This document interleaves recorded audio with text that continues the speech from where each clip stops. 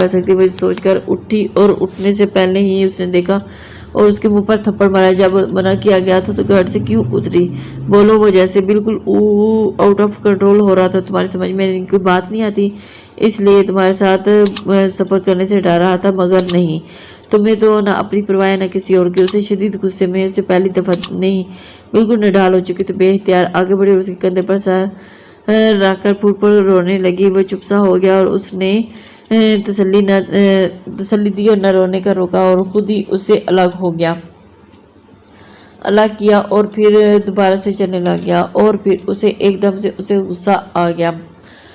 खामोश खड़ा रहा, न जाने कितनी देर वो रोती रही और उसे सिसकियां बंद होगी, तब भी वो चुप खड़ा रहा। और आयला थोड़ा दूर हटकर उसे देखा। हारून ने हाथ पकड़कर 2 कदम वापस उसी रास्ते पर जाने लगा और उसके वजूद का सारा बोझा अब उठाया हुआ था और साथ घसीट रही थी और पत्थर भी उड़ा दुपट्टा उसने झुककर उठाया।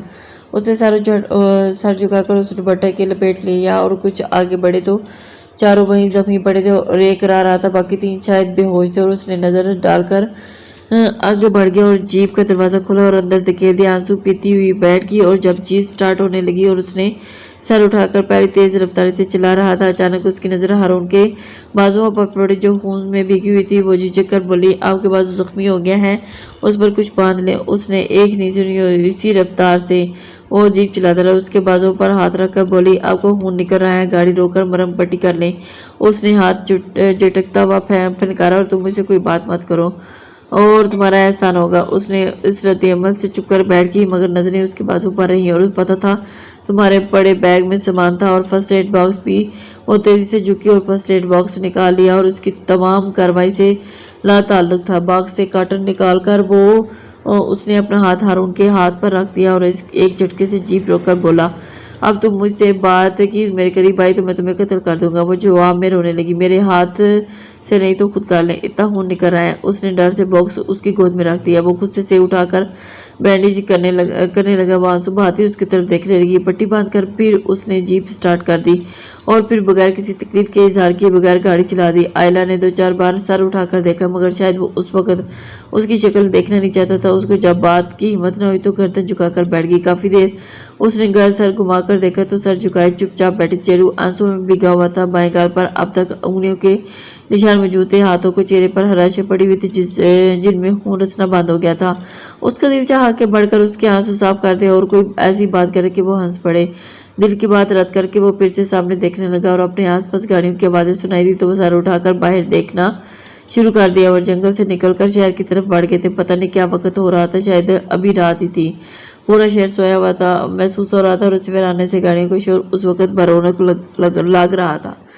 उसे ऐसा लगा सदियों की मुसाफत तय करके वो यहाँ पहुंची थी। जीप एक होटल के आगे रुकी। वो बगौर कुछ बताया चला गया और फिर शानदार होटल था। थोड़ी देर आते देखकर उसने अकेले था और दोनों पुरजोश बातें करते नजर आ रहे थे। साथ वाला खुश और तेज चल रहा था और कुछ देर देखने के बाद वो तेज कदम उठाता जीप की तरफ आया और एकदम ठिठक गया। चेहरे पर हैरानी और बेयकीनी मिले जुले।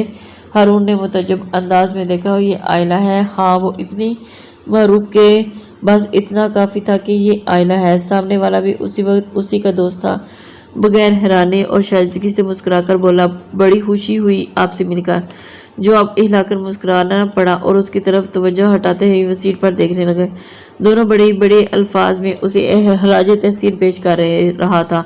बहादुरी को सराह कर वो दोनों सीट पर बैठ गए और फिर उसके हटकर बात करने लगे। आयला ने सुनना चाहा, तुम इसका इंतजार करो, मुझे अभी नैरोबी जाना है, आगे का प्रोग्राम बाद में तय करेंगे। पागल हो गए हो? तुम इतनी लंबी ड्राइव करके आए हो, थोड़ा रेस्ट करो, कम से कम कुछ खा पी लो। कितने थके हुए लग रहे हो। कितने बजे चले? हारून वहाँ से शायद बहुत मोहब्बत करता था, बिल्कुल माओ की तरह। खाने पीने को बिल्कुल टाइम नहीं है, मुझे जल्दी नैरोबी पहुँचना है। वैसे 11 बजे चले थे हम वहाँ से। हम के अल्फाज ने उसने बेसाख्ता उसे देखा और बोला, बहुत देर नहीं लगी पहुँचने में। किस तरफ से आए हो? वो उसके लिए फिक्रमंद लग रहा था। बस जीप रास्ते में खराब हो गई थी, वहाँ देर लगी। वो बहुत लापरवाह अंदाज में बोला, खैर जो भी हो, तुम्हें ऐसा नहीं जाने दूंगा, नैरोबी के ही भागा नहीं जा रहा, कुछ खा पी लो, आराम से जाना। वो बेबस नज़रों से उसे देखता हुआ, पीटर देर हो जाएगी और फिर मेरी बला से اندر چلو۔ اسے مکمل نظر انداز کی دونوں مصروف ہو گئے اور اس کے مجبور کرنے پر وہ وہاں رکنے پر رضامند ہو گیا۔ ہارون آئلہ کے پاس آ کر بولا اندر آؤ اندر، جبکہ اس کا دوست وہیں کھڑا رہا اور بنا چوچرا کیے جیپ سے نکل آئے۔ ان دونوں کے ساتھ شاندار ہوٹل میں زخمی پاؤں الجھی لٹے اور خواہ بالوں پر ہاتھ پھیر کر اسوانے کی کوشش۔ وہ دونوں مسلسل شکار اور جنگل کی باتیں کر رہے تھے۔ وہ خاموشی سے اپنے ساتھ والے شخص کے جوتوں پر نظریں جمائے تھے، جو بظاہر اس سے لاتعلق نظر آ رہا تھا اور آہستہ سے قدم رکھ کر سست رفتار ہو گیا تھا، اور اس کا دوست بھی اس کی وجہ سے سست چلنے لگا۔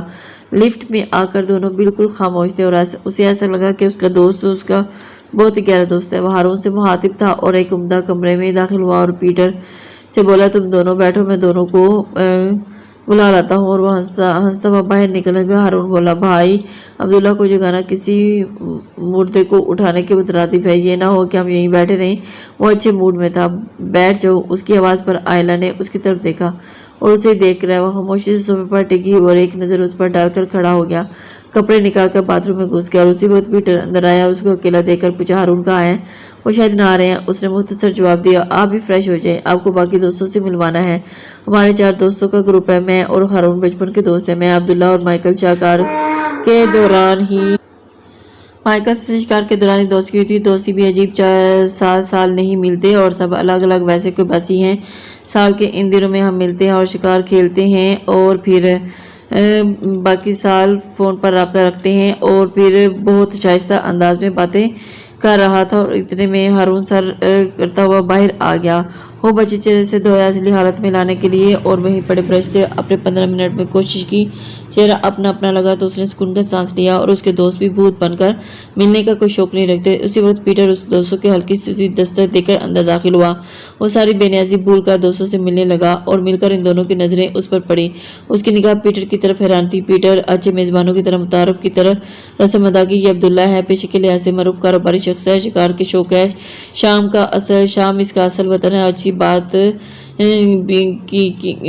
بھی بہترین ہے، شکار کے دوران ہمیں اچھے کھانے بنا کر کھلاتے ہیں۔ اور یہ ہیں جناب سائیکل، انگلینڈ کے رہنے والے مائیکل، ہم سب وہیں پروفیشنل شکاری ہیں، جنگلات میں ان کا علم ہماری رہنمائی کرتا ہے۔ ہارون کے تعارفی پروگرام سے لاتعلق پھر بیڈ پر بیٹھ گئے، جبکہ باقی افراد اب تک کھڑے تھے۔ اس وقت دوپہر کو اب وہ لدا پھندا اندر چلا آیا۔ بیرا اب لدا پھندا اندر چلا آیا اور ٹیبل پر مختلف اقسام کے کھانے سجا دیا اور تینوں سامنے رکھے صوفے پر بیٹھ گئے۔ پیٹر ہارون سے بولا تم وہاں کہاں پڑے ہو، ادھر آؤ۔ اس نے بلانے پر وہ لمبی سی جمائی لیتا ہوا اٹھ گیا اور آئلہ کو ایک لمبی سی سانس لی اور چہرہ دوپٹے سے صاف کرنے لگی۔ آئلہ کے پاس کچھ فاصلے پر بیٹھ گیا۔ درمیان میں رکھی ٹیبل پر ڈھیروں کھانے سجے۔ وہ شرم و حیا بو کی قسم کی لڑکی نہیں تھی، مگر اتنے مردوں میں اسے اپنا آپ عجیب لگ رہا تھا، اپنے اعتماد کو بحال کرنے کی کوشش کر رہی تھی۔ اتنے میں پیٹر کی آواز سنائی دی، آپ لیجئے۔ اس نے آئلہ کو مخاطب کیا۔ آئلہ کو مخاطب کرنے کے وہ اس کے ہاتھ میں پلیٹ پکڑا رہا تھا۔ آئلہ نے شکریہ کے ساتھ ہی تھام لی اور ہارون پہلے ہی شروع کر چکا تھا اور اس نے تکلفاً تھوڑا بہت آملیٹ پلیٹ میں نکال کر کانٹے سے ٹکڑے کرنے لگی اور تینوں میں کھانے لگے۔ اور آپ نے میرے بارے میں تو پوچھا ہی نہیں، پیٹر نے اس سے کہا۔ اس کے بولنے سے پہلے ہی عبداللہ بولا پڑا، تم بولنے کا موقع ہی دو تو کچھ کوئی پوچھے نہ تو تجھ سے پہلے تمہارا تعارف کروا سکتا ہوں۔ وہ آئلہ کی طرف متوجہ ہوا، مس آئلہ یہ ہیں پیٹر، سوئٹزرلینڈ کے ہاں سے معروف انجینئر، آپ اپنے آپ کو بہت کچھ سمجھتے ہیں۔ اس کی منگنی ہو چکی ہے اور جولی اس کی منگیتر فی الحال شادی کی قسم رکھی ہے، اور پھر جب تک یہ شکار نہ چھوڑے وہ بڑا ہنسمکھ سا ہے۔ اور پیٹر کے گھورنے کے باوجود اس نے اپنی بات مکمل کی اور بالکل ہلکی سی مسکراہٹ اس کے لبوں کو چھو گئی۔ اسی وقت پیٹر بیرا چائے کی ٹرے لے کر اندر چلا آیا اور عبداللہ نے ٹرے کے ہاتھ میں آئلہ کے سامنے رکھ دی۔ اور میرا خیال ہے کہ کسی خاتون کا یہ حق ہے کہ اس کی موجودگی میں کوئی اور چائے کیوں بنائے۔ بڑی بے تکلفی سے وہ بولا اور شاید اس کی جھجک کم کرنا چاہتا تھا، اور آئلہ سب بہت اچھے لگے تھے۔ وہ اپنے پلیٹ میں رکھ کر کیوں چائے ڈالنے لگی۔ عبداللہ اس کی بات پر 4:30 کو آدھی رات کہہ رہے ہو، اور مائیکل اسے گھورا تو آئلہ کی طرف دیکھتے ہوئے بولا آپ کا کیا حال ہے؟ 4:30 بجے صبح ہو جاتی ہے۔ وہ سونے کا بہت شوقین تھا۔ ان سب کو چینی پوچھ کر کیوں ڈالی اور سب سرو کرنے لگی۔ ساتھ بیٹھے شخص کو بغیر چینی کی اس کی طرف کپ سے کہا دیا اور وہ خود بھی پینے لگی۔ سب کا تعارف تو ہو گیا، آپ نے اپنے بارے میں کچھ نہیں بتایا، پیٹر نے اس سے کہا۔ سب متوجہ ہو گئے سوائے اس کے جو اسے ساتھ لایا تھا۔ میرا نام آئلہ ہے، میں پاکستانی ہوں اور میں ٹیکسٹائل انجینئرنگ کی ہوں۔ پڑھائی سے فارغ ہو کر اپنے چچا کے پاس کینیا گھومنے پھرنے آئی ہوں، اور اتنی دیر پہلے اتنا طویل جملہ بولی تھی کہ سب بے ساختہ اس کی طرف چھپانے کے لیے مسکراہٹ چھپانے کے لیے کاموں سے لگا لی، اور بنا دیکھے سمجھ گئی تھی کہ اس بات پر مسکرایا کہ اس کے جواب سے پہلے ہی مائیکل دوبارہ اچھی بات ہے، لڑکیوں کو بھی اس طرف آنا چاہیے۔ پھر اس نے دوستوں سے پوچھا، وہ اینٹی والا قصہ یاد آیا؟ سب کچھ یاد کر کے ہنسنے لگے، شاید کوئی پرانی بات کا حوالہ دے رہا تھا۔ عبداللہ اس کی طرف دیکھ کر بولا، آئلہ شاید بور ہو رہی تھی۔ ہارون نے اس کی بات کی طرف توجہ دیے بغیر ہی مائیکل کی بات کو جاری رکھا۔ آئلہ مسکرا کر بولی، میں بور نہیں ہو رہی۔ اور ایک دم سے، آپ لوگ اپنی بات جاری رکھیں، چلیں پھر، اچھا ہے آپ بور نہیں ہو رہی تو وہ قصہ میں سناتا ہوں آپ جو مائیکل بتا رہا تھا۔ ہم شکار پر تھے اور 3 لڑکیاں وہاں راستہ بھٹک گئی تھی، سب ہی بہت ڈرپوک، ہم نے انہیں لفٹ دے دی، وہاں خوب ہی تماشا ہوئے۔ یہ ہارون صاحب ان کے دشمن بن گئے، اور اللہ اگر ناراض ہوتا ان سے لفٹ کیوں دی؟ ان میں سے کچھ ایک زیادہ ہی بزدل تھی، اس کے ساتھ سب سے زیادہ حوصلے ہوتے تھے۔ ایک بار اس کے پاؤں پر بچھو چڑھ گیا، یہ ہارون مدد کی بجائے غصہ ہوتا رہا، اصل میں اسے ڈرپوک لڑکیاں نہیں پسند۔ پھر ایک بار اس کے کمر کو اٹھا لیا اور اس کی شامت آ گئی، اور عبداللہ بڑے مزے سے تمام قصہ سنا رہے تھے، سب یاد کر کے مسکرائے تھے۔ ہارون نے اسے اردو میں کہا، تمہیں چلنا نہیں ہے، جلدی ناشتہ ختم کرو۔ وہ اس کے بے وجہ ناراض پر حیران ہوئی، ناشتہ تو کب کا کر چکی تھی اور اس کا انتظار کر رہی تھی کہ اس کے اردو بولنے پر تینوں چیخ اٹھے، یہ فائل ہے، اب بتاؤ ہمیں کیا بولا ہے؟ اور ابھی کیا بے، تم لوگوں کی کام کی بات نہیں دیکھا اس غدار کو؟ عبداللہ نے دانت پیس کر بولا۔ ہم وطن ملا تو آنکھیں پھیر لی۔ آئلہ آپ بتائیں، ابھی اس نے کیا کہا آپ سے؟ مجھے یقین ہے کہ آپ ہماری برائی کی ہے۔ اس نے پریشان ہو کر ایسی کوئی بات نہیں، بس چلنے کا بول رہی ہیں، اس نے جھگڑا ختم کر دی ہے۔ تو وہ آپس میں گرام طے کرنے لگے اور خاموش بیٹھی دیواروں کو تکتی رہی، اور اس کے مذاکرات ختم ہوئے اور چاروں کھڑے ہوئے۔ آئلہ تو بھی کھڑی ہو گئی اور اس کے پیچھے چلتی ہوئی خاموشی سے باتیں سنتی رہی۔ کب سے اس نے پیٹر کی آواز سنی اور اپنے دوستوں کو چھوڑ کر اس کے ساتھ چلنے، میں آپ سے کچھ کہوں، میری بات کا برا تو نہیں منائے گی؟ نہ جانے کیا کرنا چاہ رہا تھا، اس لیے اجازت طلب کیا۔ حیرت سے بولا، جی کہیے، آپ کو شاید خود بھی معلوم نہیں، آپ بغیر ہتھیار کے بہت بڑی جنگ جیت چکی ہیں۔ وہ سمجھ نہیں آنے پر اسے دیکھنے لگی، وہ تو رک گیا اور بولا، یہ جو میرا دوست ہے نا، اس سے پتہ کرنا معمولی کام نہیں۔ وہ انگلیاں چٹکنے لگی اور اس کے بغیر گھبرائی ہی چہرے کو دیکھ کر ہنس پڑا، اور اس سے اس لیے کہہ رہا ہوں کہ مجھے معلوم ہے کہ وہ آپ سے کبھی نہیں کہہ پائے گا، میں اسے اچھی طرح جانتا ہوں، وہ بہت گہرا ہے، آپ اسے سمجھا آسان کام نہیں ہے، یہ وہ کبھی میرے سامنے بھی نہیں کھولے گا، حالانکہ اسے پتہ ہے ہم جان چکے ہیں، وہ کبھی قبول نہیں کرے گا۔ اور پھر ایسی کوئی بات نہیں، وہ اس کی طرف دیکھ کر بولی، آپ غلط سمجھ رہے ہیں، آپ ایک اچھی لڑکی ہیں اور آپ ایک جانبدار نہ سمجھیں تو میں کہوں گا کہ میرے دوست کی پسند بری نہیں ہو سکتی۔ وہ ایک لڑکی خاموشی سے اس کا خیال رکھتی ہو اور اسے پوچھے بغیر چینی کے اسے چائے دیتی ہے، میرا دوست چائے دیتی ہے، اور یہ اس کے تاثرات تھے، اور اسے سمجھ لیں اسی کا ہو جاتا ہے، اس کی بات کا مسئلہ بنا، اسے پریشانی مت کرنا، وہ اظہار کرے گا اور ابھی چھوڑنے جائے گا تو میری خاطر آپ دہلیز دینا، اسے بتا دینا کہ وہ بالکل غلط ہے، میں اس کی طرح نہیں ہوں، تمہارا دوست ہوں۔ وہ لوگ جو مرکزی دروازے تک پہنچ چکے ہیں، ان دونوں کو سست قدم آتا دیکھ کر رک گیا، اور قریب پہنچے تو مائیکل بولا، کیا ہوا، کہاں رک گئے تھے؟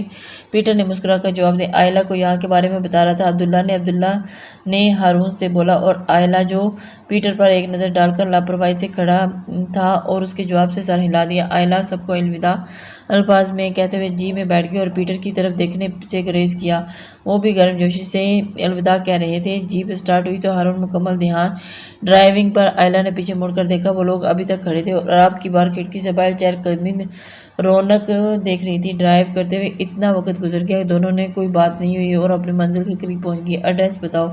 بڑی دیر خاموشی سے کوئی چاہ کرتے ہوئے اس کی آواز سنائی دی اور اسے ایڈریس بتانے لگی۔ گھر پہنچتے ہی اس نے ایک دم سے جیپ مطالبہ مکان کے سامنے رکی تو تیزی سے دروازہ کھول کر باہر آئی اور پھر بھاگ کر بیل پر ہاتھ رکھا اور ہٹانا بھول گئی۔ وہ جیپ اس کے بتائے ہوئے مطالبہ مکان کے سامنے رکی تو وہ تیزی سے دروازہ کھول کر باہر آئی اور بھاگ کر بیل پر جو ہاتھ رکھا اور ہٹانا بھول گئی تھی، اور پھر جیپ میں بیٹھا اسے دیکھ رہا تھا۔ گیٹ کھول کر رحمت اسے دیکھ کر خوشی سے اچھل پڑی۔ اور پھر بیٹا آپ آگی شکر ہے خدا کا کس قدر پریشان تھے، آپ تو ٹھیک تو ہونا؟ وہ ایک ہی سانس میں کتنی باتیں کر گیا۔ آپ نے سکون کا سانس لیا اور بولی میں ٹھیک ہوں، لیلا اور دانش کیسے ہیں؟ اس کے چہرے کے تاثرات نے حوصلہ بخشا تھا۔ وہ دونوں ہسپتال میں داخل ہیں، بی بی اور صاحب جی دونوں وہیں گئے ہوئے ہیں۔ ویسے وہ دونوں ٹھیک ہیں۔ اسے ہسپتال کے نام پر پریشان ہوتا دیکھ کر وضاحت کی۔ اسے جب یہاں سے حوصلہ ہوا تو اچانک خیال آیا کہ جیپ میں بیٹھا اسے دیکھ رہا ہے۔ اسے اپنی بدتمیزی پر بہت افسوس ہوا۔ کیا سوچ رہا ہوگا؟ کتنی احسان فراموش مطلبی لڑکی ہے۔ وہ تیزی سے اس کی طرف آئی اور بولی آپ اندر آئیے نا، تمہیں پتہ تو ہے نا میرا کیسے وہ لوگ انتظار کر رہے ہیں۔ وہ دوستانہ انداز میں مسکرا کر بولا۔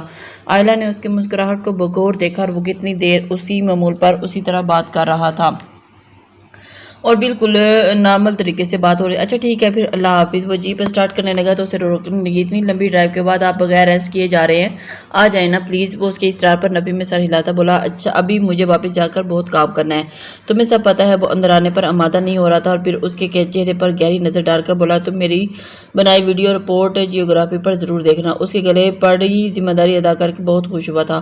وہ اس کے چہرے پر اس کے خوش چہرے کو دیکھ کر چپ کر کھڑی تھی۔ اور تمہارے لیے دعا کروں گا کہ تم ٹیکسٹائل میں بہت اونچا مقام حاصل کرو۔ وہ یوں بول رہا تھا جیسے آئندہ کبھی ملنے کا امکان نہیں ہے۔ ان کی آخری ملاقات ہے جس میں ایک دوسرے کے لیے نیک خواہشات کا اظہار کیا جاتا ہے۔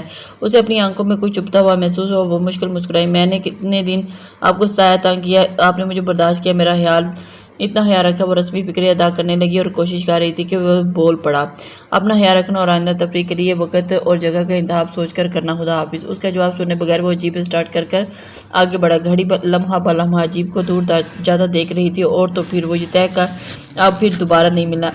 ہر چہرے میں اس کا چہرہ تلاش کروں گی اور تھکے قدموں سے اندر چلی گئی۔ اس کا صدقہ اتارا گیا اور شکر کے نوافل ادا کیے گئے۔ چچی خاص کر چچی کو پرائی بچی کی بہت فکر کھائی رہا تھی اور اپنی بیٹی اور دماد سے زیادہ اس کی فکر تھی۔ اچھا تو اتنے دن پاکستان سے کوئی فون نہیں آیا، ورنہ تمہارے بارے میں کیا کہتی چچی جان؟ گزرے واقعات پر وہ اب تک شاک تھی۔ لیلا اور دانش کو کافی چوٹیں آئی تھی اور چچی نے بیٹی کو اس حال میں دیکھ کر فی الحال ڈانٹ کا کام ملتوی کر دیا تھا۔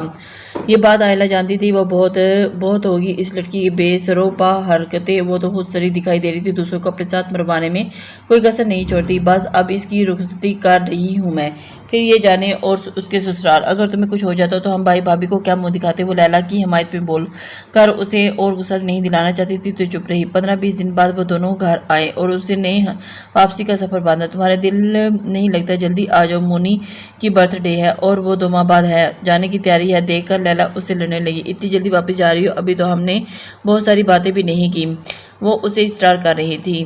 میں نے تم سے تمہارے اوپر گزرنے والے حالات بھی نہیں سنے، چچی نے اتنے دن بعد اس کو گھورتے ہوئے کہا۔ پہلے ہی تمہاری کرم نوازی سے مزے اٹھا چکی ہے، اسے جانے دو۔ میں نہیں چاہتی کہ تمہارے اوپر تمہیں سایہ پڑے، یہ تمہاری ضد ہے، خود سری ہے نہیں۔ روانگی سے قبل چچی نے اسے اکیلے میں سمجھایا، ہمارے ہاں لوگوں کو ذہنیت بہت خراب ہے، ان تمام باتوں کا ذکر کسی سے نہیں کرنا، لڑکیوں کے لیے کہیں کو کوئی معافی نہیں ہے، ذرا سی بات اور اس کے کردار کا دھبا لگا دیتی ہے۔ اپنی امی کو بھی ہوا تو بتا دینا، باقی کسی دوسرے کو مت بتانا۔ وہ پہلے ہی روز ہی ہیرون کے جنگل کے بارے میں سب کچھ بتا چکی تھی اور ان سے بات پہلے باندھ لی اور کسی سے ذکر نہیں کیا، امی سے بھی نہیں۔ وہ واپس آ گئی اور ایک بدلی ہوئی شخصیت بن کر لیلا کی طرح وہ پہلے بھی نہیں تھی، مگر اپنے قریب ترین لوگوں میں خوش دل اور خوش مزاج لڑکی تھی اور اس کی تبدیلی کو سب نے محسوس کیا، سب کے اصرار پر۔ بس اتنا کہہ پئی، میرا خیال ہے کہ اب میں بڑی ہو گئی ہوں۔ اور وہ اس کی واپسی پر 2 ماہ بعد لیلا کی رخصتی کر دی گئی اور اس کے لاکھ بولنے پر کسی نے اس کو ایک نہ سنی اور وہ دلہن بنی۔ لیلا کی روتی تصویروں کو دیکھتی ایک دم خوش ہو رہی تھی کہ لیلا کس طرح اپنی شادی پر رو رہی ہے اور اپنی رخصتی پر اس طرح رونی صورت بنائے دیکھ رہی تھی۔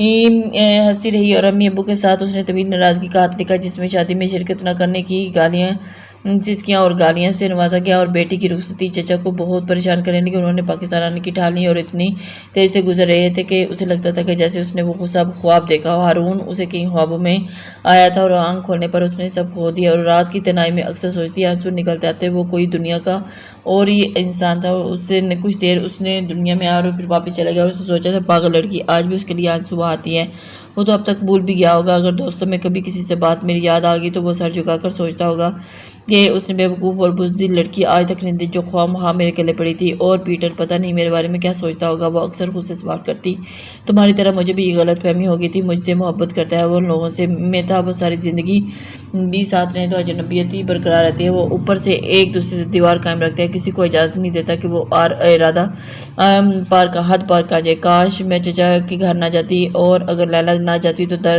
یہ درد میرے ساتھ نہ ہوتا، اور ساتھ لے جانے کے مزید وہ 100 بہانے نہ جانے۔ ہر بار کپڑے نکال کر پوچھنے لگی، وہاں کیا کوئی فینس شو ہے؟ یہ ڈریس کیسا ہے وہاں جانے کے لیے؟ اس کی بات پر بھابھی ہنس پڑی، میری جان فینسی ڈریس شو نہیں سمجھو، آج تو وہاں پریاں جلوہ فروز ہو رہی ہیں۔ سچ میں اس کی تیاریاں تو ہفتے سے جاری تھی، اور اسے کہہ رہی تھی جیسے کسی شادی میں جانا ہو، وہ بغیر کسی موڈ کی جا رہی تھی، اس لیے تیار ہونے کو بالکل بھی دل نہیں چاہ رہا تھا۔ اور پھر وہاں جا کر اس کا موڈ مزید خراب ہو گیا، اور اس کی کزنز گھٹیا حرکتیں اسے ناگوار کر رہی تھی۔ لڑکیوں کو کم سے کم اپنی نسوانیت کا خیال رکھنا چاہیے تھا۔ ایک کونے میں بیٹھ گئی اور امی بھابھی سب سے ملنے ملانے میں لگی، ساحرہ پھپھو اور دوسری ان کی فرسٹ کزنز بھی تھی۔ بہت عرصے کے بعد السلام علیکم، وہ ایک دم سے سلام کرنے کے بعد وہ آگے بڑھی۔ وعلیکم السلام۔ کب آئی پاکستان؟ جن گھروں میں کماری لڑکیاں ہوتی ہیں ایک دوسرے سے سبقت لینے میں کوشش کرتی ہیں، ان کی خدمت بڑی پھپھو کا بیٹا تیمور تھا، اور جو ساری زندگی لندن رہا، پہلی بار پاکستان آیا۔ پھپھو نے آتے ہی بتایا کہ اس کی شادی کرنا چاہتی ہیں۔ آج انہوں نے تمام فیملی کو پی سی میں ڈنر دیا تھا، اور اسی لیے ایک سے بڑھ کر ایک تیار ہو کر آئی تھی۔ لڑکیاں ساری تیمور کے آگے پیچھے منڈلا رہی تھی، اور ان کی امیاں پھپھو کے آگے پیچھے ہار بنی ہوئی تھی، ان لوگوں کی باتوں میں حلیے سے بیزار امی کے پاس آ کر چلنے کا کہنے لگی تو ان کا سر انکار میں سر کرتی ہوئی بولی، کھانا کھاتے ہی چلیں، غزلوں کا پروگرام ہے اور سن کر چلیں گے امی، اور غزلیں وہ سمجھ گئی۔ امی بھی اپنی بیٹی کو پھپھو کے گلے کے ہار بنے بیزار ہو کر وہ پیچھے کسی کونے میں جا بیٹھی، اور اس کے برابر والی کرسی پر بیٹھتے ہوئے بولا، کیا یہاں بیٹھ سکتا ہوں؟ آئلر اپنی کسی سوچ میں چونک کر دیکھا، تمام لڑکیوں کا سورج